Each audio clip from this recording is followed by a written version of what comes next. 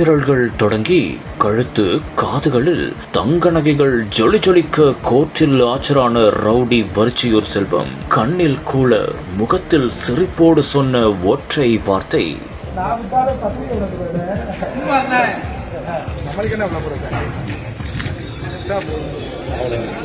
கோர்ட்டில் நீதிபதி முன் ஆஜரான போது இல்லாத தங்க ஆபரணங்கள், கோர்ட்டை விட்டு வெளியே வந்த அடுத்த நொடியே எப்படி இவ்வளவு தங்க நகைகள்?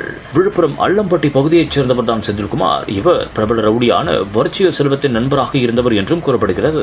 இவர் 2001ஆம் ஆண்டு காணாமல் போனதாக அவருடைய மனைவி அளித்த புகாரின் அடிப்படையில் போலீசார் வழக்கு பதிவு செய்து விசாரணையும் செய்து வந்தனர். இதையடுத்து செந்தில்குமார் உயிரை பறித்ததாக கூறப்படும் சம்பவத்தில் வர்ச்சியூர் செல்வம் மீது விருதுநகர் கிழக்கு போலீசார் வழக்கு பதிவும் செய்தனர்.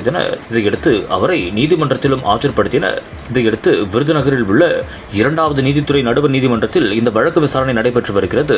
இந்த வழக்கு தொடர்பாக தற்போது வழக்கின் விசாரணைக்காக நீதிபதி முன்பு ஆஜராகியுள்ளார் வர்ச்சியூர் செல்வம். இதன் அடிப்படையில் மீண்டும் மே மாதம் 9ஆம் தேதி வர்ச்சியூர் செல்வத்தை நீதிமன்றத்தில் ஆஜராக அவர் உத்தரவிட்டுள்ளார். இதையடுத்து நீதிமன்றத்திற்கு கை மற்றும் காதுகள் கழுத்துகளில் தங்க நகைகளோடு வந்த சம்பவம் பெரும் பரபரப்பையும் அதிர்ச்சியையும் ஏற்படுத்தியது.